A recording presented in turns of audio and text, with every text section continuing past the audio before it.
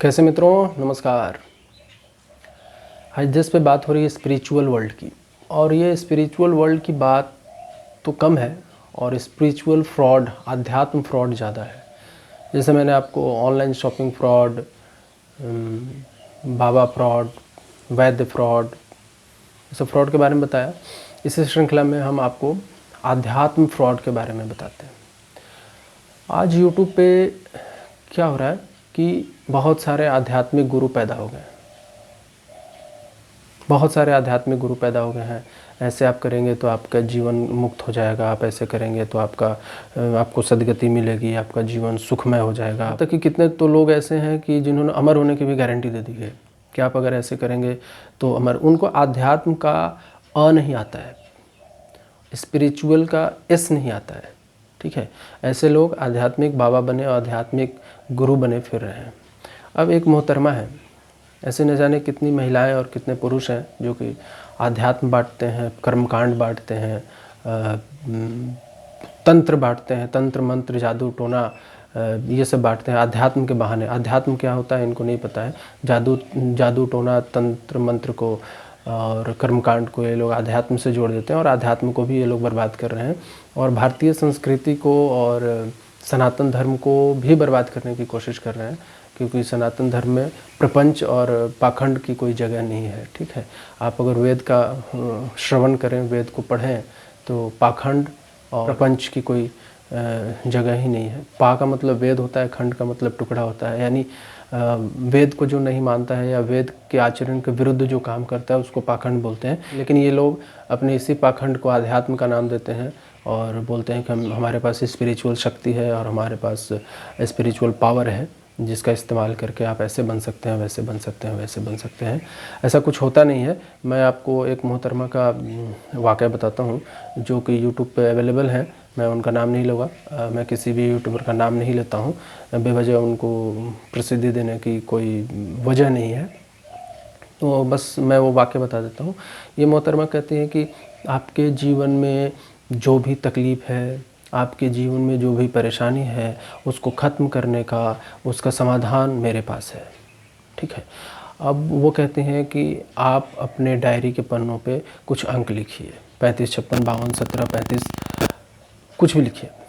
ठीक है, उसके बाद उन अंकों को अपने बॉडी पे लिखिए, हाथ पे लिखिए, पैर पे लिखिए। उसके बाद उस अंक को डायरी के पन्नों पे भर दीजिए, रोज़ लिखिए। उसके बाद आपके पास जो भी परेशानी है उसको लिख के और अपने जहाँ पे आप सोते हैं अपने सर के नीचे उसको रखें और सो जाएं। ये करने से आपकी परेशानी ख़त्म हो जाएगी। ये एक बात बताओ, अगर ये करने से परेशानी ख़त्म हो जाएगी तब तो सब लोग यही करके अपनी सब परेशानी ख़त्म कर लें। फिर देश से कोरोना भी ख़त्म हो जाए, अफ़गानिस्तान से तालिबान भी ख़त्म हो जाए, पाकिस्तान से आतंकवाद भी ख़त्म हो जाए, सब कुछ ख़त्म हो जाए ये करने से। तो ये करने से एक्चुअली ये करने से कुछ नहीं होता है। ठीक है, ये भी एक तरीके का फ्रॉड है। ये इसको आध्यात्म फ्रॉड आप कह सकते हैं।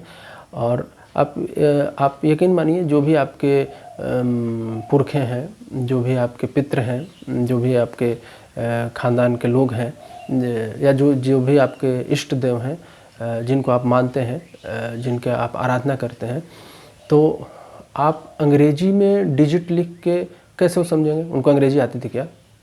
नहीं ना। तो अंग्रेजी डिजिट को कैसे समझेंगे? अरे यार, अगर उनको समझाना है तो ऋग्वैदिक मंत्र के द्वारा समझाओ, संस्कृत में लिखो, हिंदी में लिखो। ये अंग्रेजी डिजिट उनको कैसे समझ में आती है? अंग्रेजी तो उनकी भाषा नहीं है। क्या मरने के बाद वो सारे भाषाओं के जानकार हो गए? नहीं ना। ऐसे लोगों के फ्रॉड से बचिए। मैं इस श्रृंखला में आपको अध्यात्म फ्रॉड की जानकारी दे रहा था। तो ऐसे न जाने कितने बाबा हैं, कितने कोई पुनर्जन्म में ले जाता है, कोई कहीं लेके जाता है, कोई कहीं लेके जाता है, कोई कुछ करता है, कोई आपको जादूगरी दिखाता है।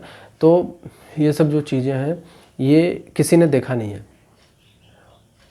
और कोई देख भी नहीं सकता। तो ऐसी चमत्कृत बातें करने से आप उसके चक्कर में आ जाते हैं, आप उसके झांसे में आ जाते हैं और आपको लगता है कि ये बातें सही है। आप अपना कीमती वक्त बर्बाद करते हैं। डायरी के पन्नों पे डिजिट लिखने से आपके वक्त की बर्बादी होती है। आप अपने ज़रूरी काम छोड़ के आप ये करते हैं। कभी आप खुद से सोचिए, बैठ के शांति से सोचिए कि ये करने से क्या होगा। अगर यूनिवर्स को पता है कि ये लिखने से किसी की प्रॉब्लम सॉल्व हो जाती है, तो हो जाएगी सॉल्व। तब तो आप अपने मन में चिंतन कर लें, वो भी यूनिवर्स जानता है।